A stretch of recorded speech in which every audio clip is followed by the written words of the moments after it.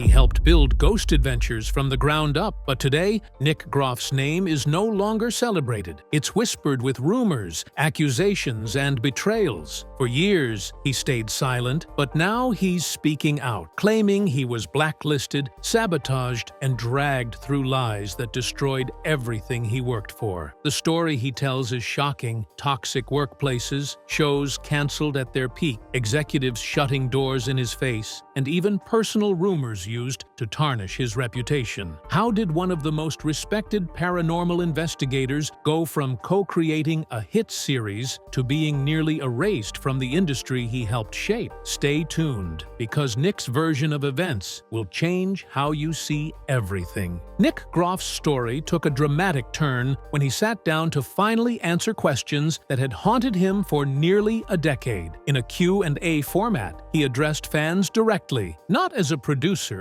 or a network talent, but as someone who felt cornered, silenced, and misunderstood. Right from the start, his words carried the weight of years spent under rumors and accusation. He said firmly, "I never had an NDA. I was not fired from Ghost Adventures. I never did a bad thing. I never cheated in a relationship." These weren't the casual clarifications of a man moving on. They were the declarations of someone who felt compelled to defend his name long after the cameras had stopped rolling. The fact that Groff even had to go this far was telling. For many fans, he was still remembered as the quiet, steady investigator who gave credibility to paranormal television. But for Nick, his legacy was no longer secure. He described being misled during the final stretch of his time on Ghost Adventures, dragged along with vague promises that he'd be needed at the next shoot, only to be told repeatedly he wasn't. It became a cycle of delay and uncertainty that left him trapped in limbo until his lawyer finally advised him to either stay and wither or move on and build something new. This opening confession painted a portrait of a man exhausted by silence. For 9 years, Nick claims, he kept his head down, tried to move forward, and built new shows. But despite his efforts, he says his career was repeatedly undermined by a familiar figure, the very host he had once worked alongside. In his own words, "The previous hosts I used to work with keep trying to stop my career." That statement reframed everything: his departure, his canceled shows, and his long absence from Travel Channel. Fans watching this Q&A weren't just hearing gossip, they were watching the unraveling of a decade-long struggle. Nick wasn't speaking from a place of triumph. He was speaking from a place of survival. And survival, in this context, meant finally exposing the truth as he saw it. But with every answer, a new layer of tragedy revealed itself: the hostilities behind the scenes, the broken promises, and the unshakable sense that his career had been sabotaged not by failure, but by someone he once trusted. When asked about the environment on Ghost Adventures, Nick's response was stark. This host was terrible to work with. It was an extremely hostile environment.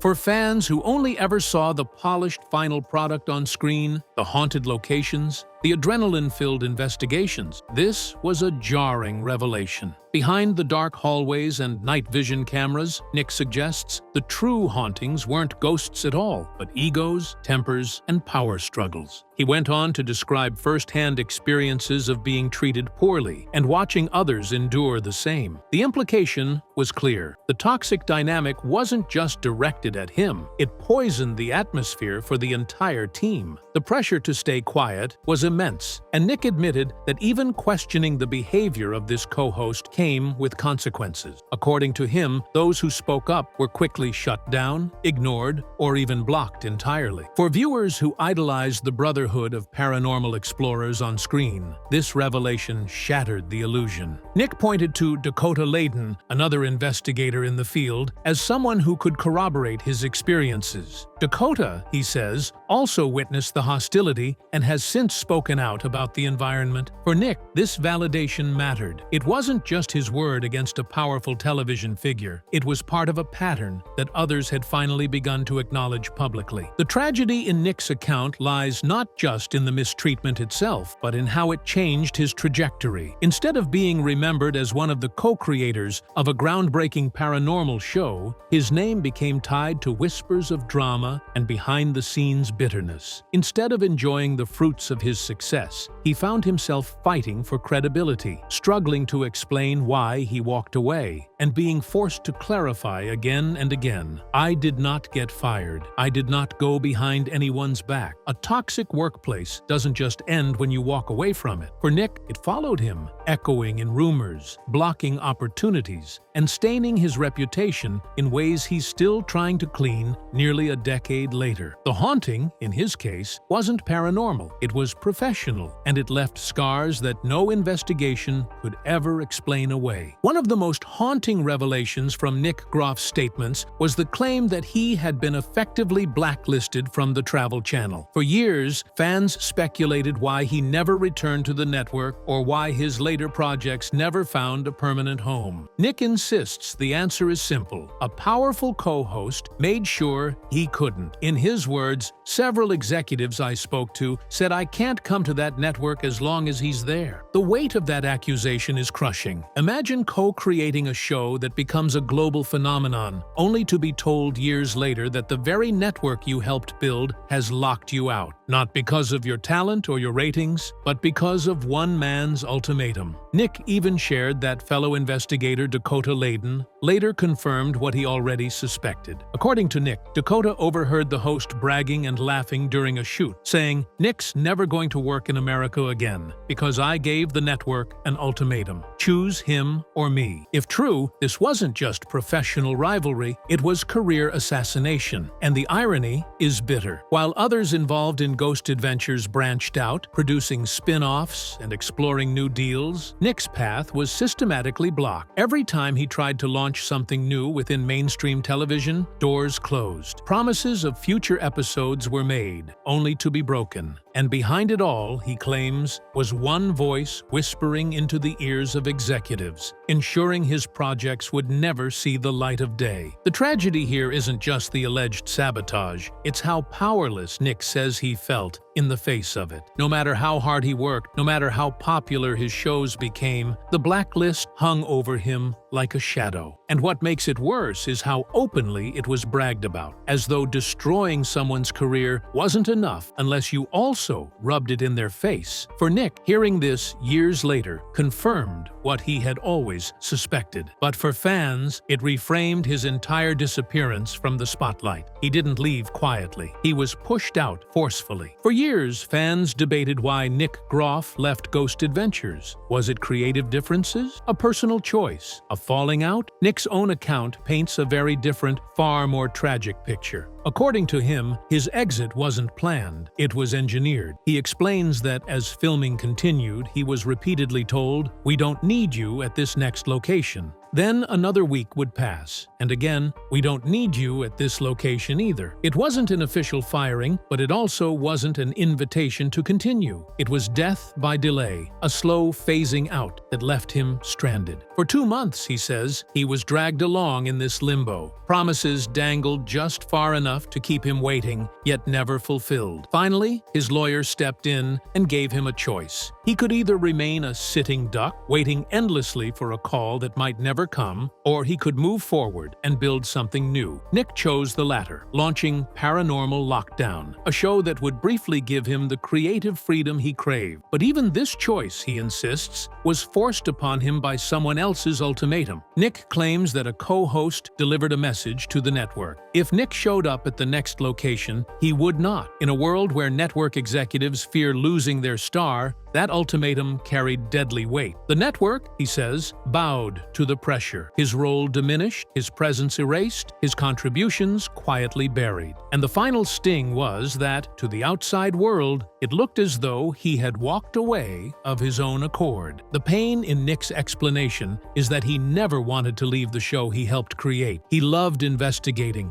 he loved the fans, and he loved building something groundbreaking. But according to him, he was maneuvered out, replaced not because of performance, but because of politics. The public never saw the behind-the-scenes standoff. They only saw Nick vanish from the screen. And that silence, he suggests, allowed false rumors to flourish. Rumors that he was fired for wrongdoing, that he betrayed the team, that he left for selfish reasons. To Nick, the truth is darker. He didn't leave because he wanted to. He left because he wasn't allowed to stay. When Nick Groff left Ghost Adventures, he refused to let his passion for paranormal investigation die. He threw himself into creating Paranormal Lockdown, a series that would become a fan favorite and, for a time, one of the highest-rated shows on the network. The concept was bold. Nick and Katrina Weidman would lock themselves inside haunted locations for 72 hours straight, pushing their limits to capture evidence no one else could. It was raw, unique, and quickly built a dedicated audience. For Nick, it felt like redemption, proof that he could succeed outside the shadow of his former co-stars. But success, as Nick tells it, was short-lived. Behind the scenes, the show was caught in the turbulence of a network merger. Promises were made by executives that Paranormal Lockdown would continue, with talk of 20 more episodes and a bright future. Then, without warning, everything went silent. Phone calls went unanswered. Meetings were canceled. The forward momentum evaporated into radio silence. Nick says he pushed for answers, desperate to understand why a show that had proven its popularity was suddenly abandoned. That's when the whispers began again. Whispers linking the show's collapse to the same individual who had already cast a shadow over his career. According to Nick, fellow investigator Dakota recalled a chilling moment. During filming with this host, he allegedly walked into the room laughing and bragging that he had stopped Paranormal Lockdown. For Nick, the tragedy wasn't just losing another show. It was the sense of déjà vu, another project derailed not by ratings or merit, but by personal vendettas. Paranormal Lockdown could have been his second act, his chance to redefine paranormal television. Instead, it became another casualty in a career that,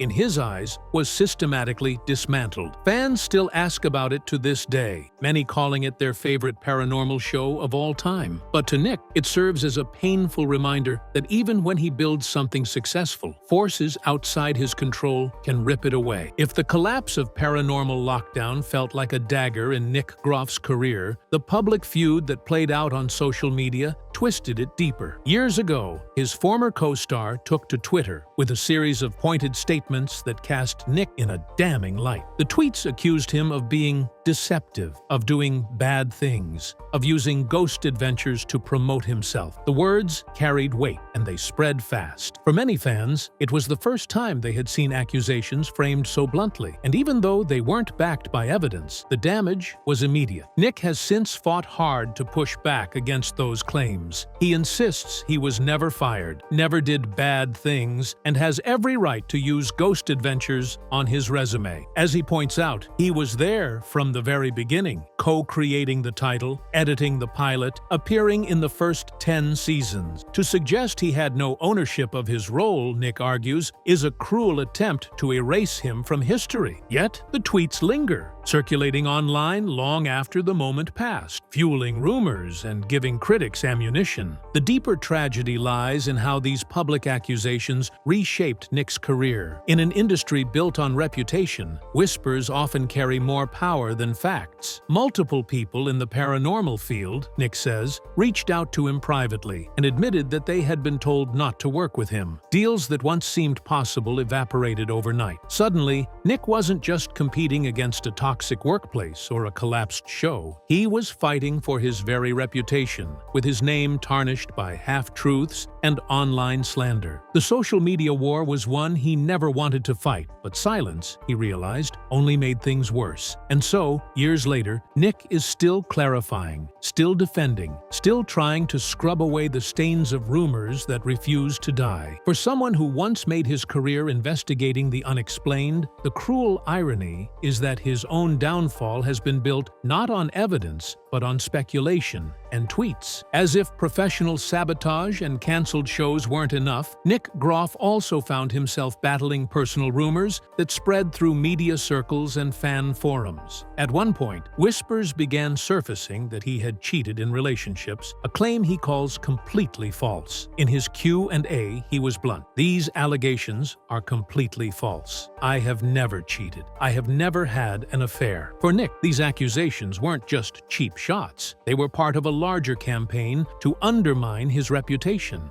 He even suggested they were deliberately seeded into the media by what he called a very hateful and jealous woman. But the damage was already done. In the entertainment industry, especially one as personality-driven as paranormal television, perception often matters more than truth. Once a rumor takes hold, it's nearly impossible to kill. Every time Nick tried to move forward, these personal allegations resurfaced, adding fuel to the narrative that he was unstable, untrustworthy, or unprofessional. The irony is that while his career crumbled under the weight of accusations and canceled shows, his personal life was one of the few areas where Nick says he found stability. He often mentions his partner, Tessa, and their family life as his anchor in the storm. He talks about their children, how the baby is doing well, and how the siblings adore each other. He insists he and Tessa are happy, building projects together and pursuing their shared passion for paranormal investigation. And yet, even as he speaks with pride about his family, there's an undercurrent of tragedy in his tone. He shouldn't have to constantly defend himself against lies about cheating, betrayal, or dishonesty. He shouldn't have to use valuable time proving his personal life is intact when his career already hangs in limbo. But that has become Nick Groff's reality. No matter what he builds, no matter how happy his family life might be, rumors follow him like shadows, always threatening to eclipse the one source of light he has left. For fans, the disconnect is jarring. On one hand, they see a man deeply committed to his family and his passion for investigation. On the other, they see a figure surrounded by whispers of scandal, whispers he claims are deliberately manufactured. The tragedy isn't whether the allegations are true or false, it's that they linger at all, refusing to die, forcing him to fight battles he never asked for, both in the courtroom of public opinion and within his own conscience. Nick Groff insists that today he's happier, and on the surface, he seems to be. He produces Deathwalker independently, away from network interference, and often describes it as a passion project that allows him to investigate on his own terms. He proudly says, "I have full control of my projects. I'm away from toxic people. There are no restraints." For someone who once felt trapped in a hostile environment, this creative freedom should feel like triumph. But beneath the optimism, there's a darker undertone. Because no matter how much control Nick claims to have, he remains haunted by the past. In his answers, the past constantly resurfaces. He can't talk about Deathwalker without mentioning the shows that were taken from him. He can't talk about his happiness without first explaining how someone tried to ruin his life. Even as he insists he's moved forward, his words circle back again and again to the same pain. The alleged blacklist, the hostile work environment, the canceled projects, the false rumors.